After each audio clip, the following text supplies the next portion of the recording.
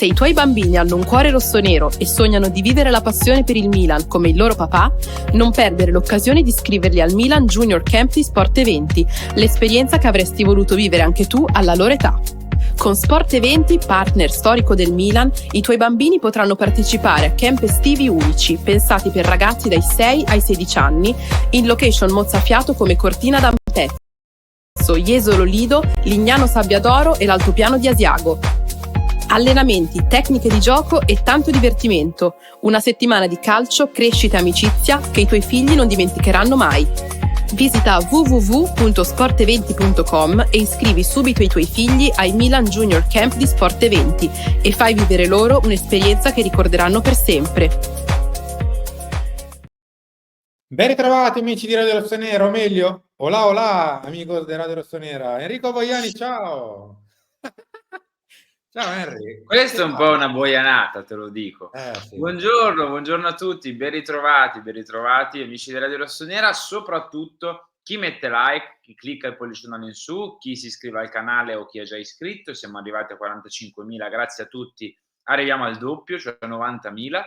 E chi si abbona 0,99 al mese non vi costa praticamente niente, ma ci dà un supporto clamoroso. Grazie davvero a tutti i nostri diavoletti. Esattamente, ringraziamo e salutiamo tutti i nostri tifosi che ci seguono ovviamente da Città del Messico. Henry, io direi di iniziare. C'ho Milan Club, che ti saluto perché ci seguono per davvero.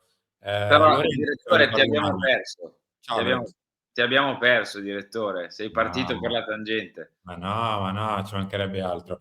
Io direi di iniziare con appunto con notizie che riguardano il nostro attaccante nuovo, probabile, chi lo sa, con un mercato che si chiude, essendo oggi il 24, esattamente tra una decina di giorni, anzi, senza una decina, 10 giorni. Cioè, torniamo seri. La questione ovviamente riguarda Santiago Giménez, attaccante del Feyenoord, è argentino, perché è nato a Buenos Aires, ma che poi da bambino, da molto piccolo, si è trasferito in Messico e per la nazionale messicana, infatti, gioca sin dall'inizio. Giocatore interessante, giocatore che ha appena fatto 2 gol in Champions League al Bayern Monaco, giocatore che costa, quindi. Sì. Giocatore che costa, giocatore che ha bisogno di una grossa spinta per arrivare. Una spinta vuol dire milioni di milioni. Adesso entreremo più nello specifico dei soldi. Io direi che ci fermiamo qui per quello che riguarda il giocatore. Così, tutti sbilanci così. No, è un bell'attaccante, ma ne avevamo parlato, Simo, anche la scorsa estate, no? Quando si parlava degli attaccanti, quando si parlava dell'investimento, parlando dei costi, dei rischi, no? Quando si parlava di Zirkzee dicevamo con la stessa cifra, senza magari commissioni elevate, andresti su Giménez, che è un po' più un punto di domanda, perché se Zirkzee aveva già fatto vedere qualcosa nel campionato italiano, Giménez è fermo alle Eredivisie e ha quel poco di buono comunque che ha fatto vedere in Champions League, in Europa League, eccetera, eccetera. Quindi era già stato, diciamo, sfiorato, no, dal mercato del Milan il nome di Giménez. Adesso torna in maniera un pochino più prepotente, anche se lo abbiamo detto noi stessi, Simo, qualche giorno fa, prendere un giocatore dal Feyenoord è difficile.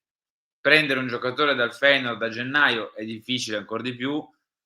Prendere un giocatore dal Feyenoord da gennaio, attaccante ancora di più, dopo quello che ha fatto vedere col Bayern Monaco, si eleva tutto a potenza, ecco. Quindi è ovvio che il Feyenoord è bottega cara, mancano 10 giorni, è un'operazione piuttosto difficile, veramente difficile, però si risolve in un modo, cioè diventa facile in un modo, pagando. È molto semplice. Cioè, non ci sono troppi giri di parole, ragazzi. Cioè, potremmo stare qui a fare un video di 20 minuti, dice sono minimo 35-40. Li abbiamo? Sì. Bene. Giménez inizia una trattativa e magari arriva anche. Non ce li abbiamo? Fine della questione. Se pensiamo di andare lì come abbiamo fatto quest'estate a offrire 15 più bonus e quant'altro, ci ridono in faccia. Anche se offriamo 20 più bonus, ci ridono in faccia. Anche 25 più bonus, ci ridono in faccia. Quindi La questione è presto detta: abbiamo 10 giorni per sederci con le tasche piene, non possiamo andar lì facendo, diciamo così, 2 sorrisi e pensando che lo dico chiaro, cioè, AC Milan è uno dei miei, quindi se per caso mi illudete su Santiago Giménez sarò inflessibile. No, scherzi a parte. Rimaniamo su quello che sono l'attualità più stringente, dai. Questo è Matteo Moretto di ieri notte. Presenterà un'offerta ufficiale per Santiago Giménez. Il Feyenoord è pronto ad ascoltare il club. Il rossonero non chiude a priori, è una partenza l'attaccante a gennaio, ma la proposta economica dovrà essere irrinunciabile. Il piano del board olandese sarebbe quello di trattenere i migliori calciatori fino a giugno. Il Milan offre a Giménez un contratto fino al 2027 più uno di opzione. Dialoghi in corso, vuol dire 2 anni e mezzo Sì. di contratto più uno di opzione. Questo consentirebbe, nel caso, di avere una quota ammortamento molto alta, perché se anche lo paghi 40, metti, con 3 anni di contratto, fai 40 diviso 3 e il conto è presto fatto, sono 13 periodico, che ti consentirebbe ogni anno di scendere di 13, quindi vuol dire che tipo il secondo anno, vabbè, chi se ne frega onestamente di sta roba. Cioè interessano altri numeri: gol, assist, presenze, minuti, muscoli, destro, sinistro, eccetera, eccetera. Ragazzi, qui ci fermiamo, nel senso che da oggi parte questa sorta di trattativa con il Feyenoord. Non possiamo dire nient'altro se non che se il Milan, come sembra, per ora parte da una base di 30-35, non se ne fa. No, esatto. Poi puoi star lì, per carità, si chiamano trattative, devi trattare, devi magari provare a tirare un po' il prezzo. È ovvio che però la base non può essere 20, 25, 30, è quello il punto. Cioè, si deve partire da un po' più in alto. Poi mangi un milioncino su, mangiano un milioncino loro, bonus, non bonus, per carità, si chiama trattativa apposta. Però non possiamo fare quello, per esempio, che abbiamo fatto nell'anno passato con Buongiorno. La cui offerta era stata irrisoria, mettiamola così, irrisoria, parecchio irrisoria del Milan al Torino. Parecchio. Quella roba lì non la puoi fare, soprattutto col Feyenoord. Con queste squadre non puoi trattare, non puoi mandarla a tarallucci e vino, cioè devi star lì se vuoi il giocatore, devi anche andare incontro a quelle che sono le richieste. A questo proposito, Simo, bisogna trovarli questi soldi, o comunque non si vogliono cacciare proprio tutti puliti dalle tasche, bisogna riempirle le tasche in un modo. È ovvio che la cessione di Emerson Royal, la cessione magari di Pavlovic o Tomori, questi tipi di cessioni qua avrebbero aiutato ad andare sull'attaccante, non arriveranno queste cessioni e quindi bisogna fare in altro modo. Bisognerà fare sì, in altro modo. È ovvio che poi si aprirebbe tutto quello che è il discorso campo, in tutto ciò, perché andresti ad aggiungere una punta a un parco attaccanti che comunque ne contempla molte, magari non efficaci, ma molte, perché comunque insomma, c'è Morata, c'è Ibram, Jovic, Okafor, Chukwueze, di questo tra poco parliamo, Pulisic, Leao. Li ho messi tutti insieme per un semplice motivo, perché se li consideriamo esterni e giochiamo con una punta sola, si siedono in 2 o 3. Se giochiamo 4-4-2, quindi qualche punto in più gioca, o giochiamo con 2 esterni iperoffensivi, Leao e Pulisic, che non me li immagino onestamente in panchina, e sono un po' complicati da gestire in un 4-2-4, oppure vanno a fare la seconda punta, vuol dire che un'altra volta si risiedono altre punte, e sugli esterni poi a quel punto chi fai giocare? Uno di contenimento? Musa, Gimenez? Chi lo sa? Gimenez a questo punto, avremo Gimenez e Gimenez, esatto. Quindi quello poi ovviamente ce ne possiamo anche fregare, non è che c'è una legge dello Stato che, però insomma, capite bene che saremo tanti lì, pochini a centrocampo, e in difesa, vabbè, ci siamo tra infortuni, squalifiche, partenze, eccetera, però insomma, ieri è arrivato anche Kyle Walker, quindi insomma, quantomeno il reparto tra terzini, centrali, eccetera, c'è. A me una cosa dispiace, Simo, è che una volta non ci si faceva tutti 'sti problemi se il Milan aveva, o comunque se le squadre avevano 2 giocatori che non giocavano mai perché doveva sistemare le cose, ne comprava uno in più a gennaio e giocava quello, e quello che aveva fatto male si sedeva, stava fermo 6 mesi, magari faceva qualche sprazzo qua e là, lì finiva, eccetera, no? Non è che si pensava, ah, ma siamo uno di troppo, ah, ma quello poi non gioca. Ah. Adesso, col fatto che sentiamo la cantilena solita dei costi, di dover ridurre monte ingaggi, quello, quell'altro, gli iscritti, eccetera, stiamo qui a fare i conti alla serva anche noi, inevitabilmente, ma perché ci viene detto che è la parte fondamentale per poi fare acquisti, per poi liberare spazio e via dicendo. Quindi ragionare su 3 punte a ingaggi oltre i 4 milioni, a contratti pesanti, che poi non giocano, ci fa un po' impressione. Un po' di anni fa di questi pensieri, cioè, ci fregavano il giusto. Adesso invece che sappiamo, e soprattutto che ci viene ripetutamente detto, che poi il monte ingaggi è fondamentale, ridurre i costi è fondamentale e tutti questi discorsi di questo tipo, è normale che pensiamo, ma quindi se arriva Gimenez, Abraham che ciuccia 4 milioni cosa fa? Morata che l'hai preso per 4,5 più bonus cosa fa? E insomma è normale che arrivino anche questi pensieri, un po' è brutto per me, cioè preferivo fregarmene e onestamente vedere chi giocava le partite, chi ci faceva vincere, ma comunque dei ragionamenti in questo senso adesso vanno fatti, perché diventiamo più attaccanti che centrocampisti. Sì, insomma, siamo parecchi, adesso ne parliamo anche per, diciamo così, per un'ipotesi di sfoltimento, ovviamente non sulle punte, ma per quanto riguarda comunque il reparto attaccanti, non nel senso di punte, ma di gente che attacca. Volevo farvi vedere un secondo, velocemente, questo è il suo score in Champions League di quest'anno. A parte la partita con l'Leverkusen, persa 4-0, dato senza se e senza ma dal Feyenoord, poi ha avuto problema alla coscia muscolare, mi immagino, che per 3 partite non ha permesso al giocatore di giocare, e poi nelle ultime 3 gol al City, in 18 minuti tra l'altro, gol allo Sparta con assist e doppietta al Bayern. Ma è un bel giocatore, Simo, è un bel giocatore, è un bel attaccante. A me piace.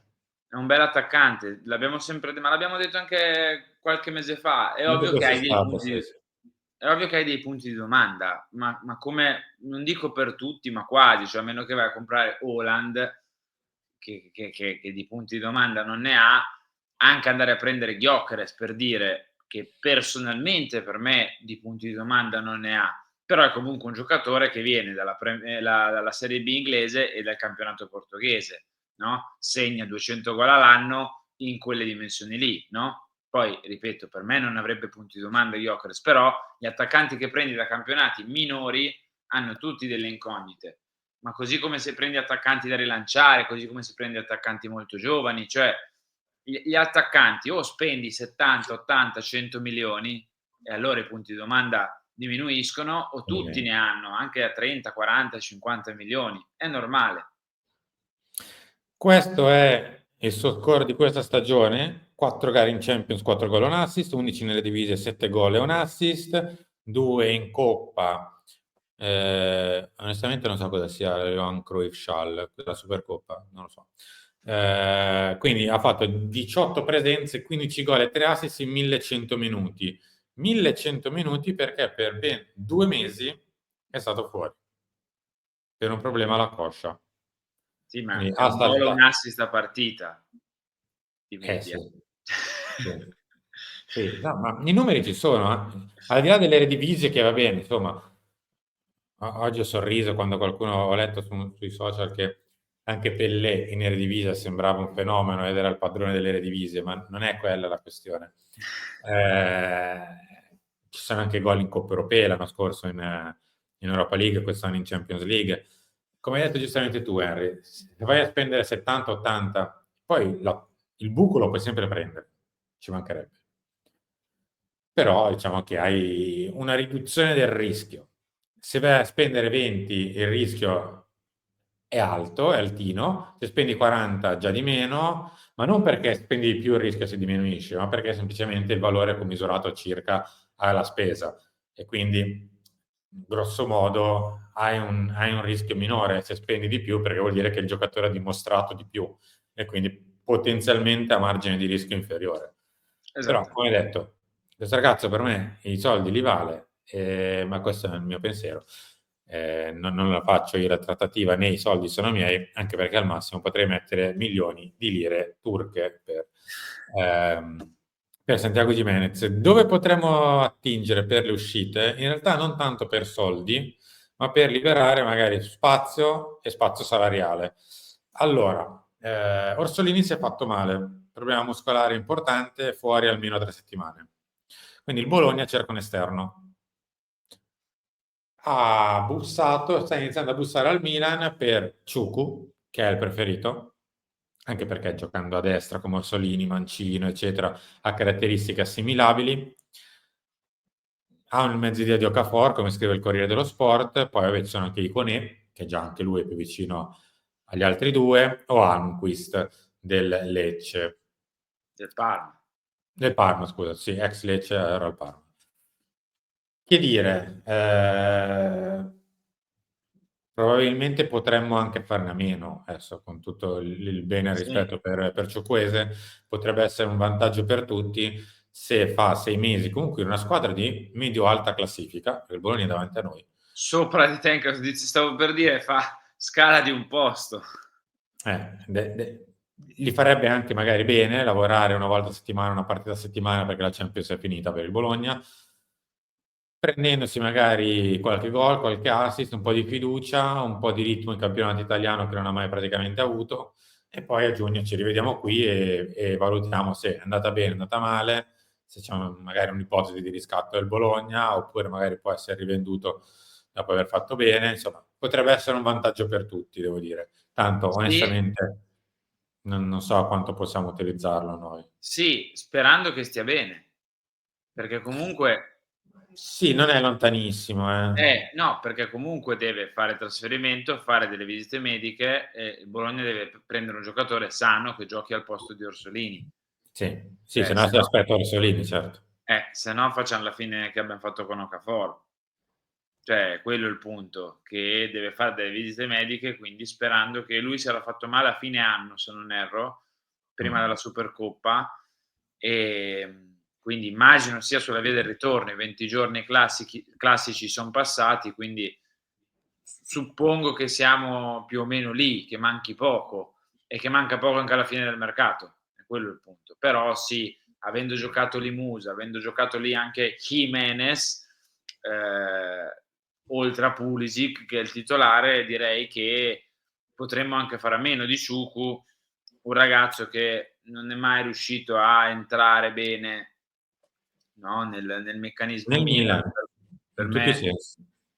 per me ha pagato l'arrivare tardi, l'arrivare dietro un ragazzo che è arrivato prima e soprattutto che ha infilato 1 anno e mezzo ormai di prestazioni super, che è Christian Pulisic. Lui non ha mai sfruttato le sue, è un giocatore che ha bisogno di tanta fiducia quando gioca, e quando non ne ha si vede. E quindi è un peccato, perché di colpi ne ha e ne aveva, però poi la testa fa la differenza. Vedremo, perché le nostre uscite, come avete visto, sono abbastanza ondivaghe, insomma, Tremer sono Ialsi, no, forse infortunato, quindi no. Ieri comunicato, lesione distrattiva grave al polpaccio, quindi probabilmente ha finito la stagione, ma non tanto per l'infortunio, ma perché rischia una questione di liste, ma ne parliamo poi nel talk di oggi pomeriggio, magari un pochino più approfonditamente.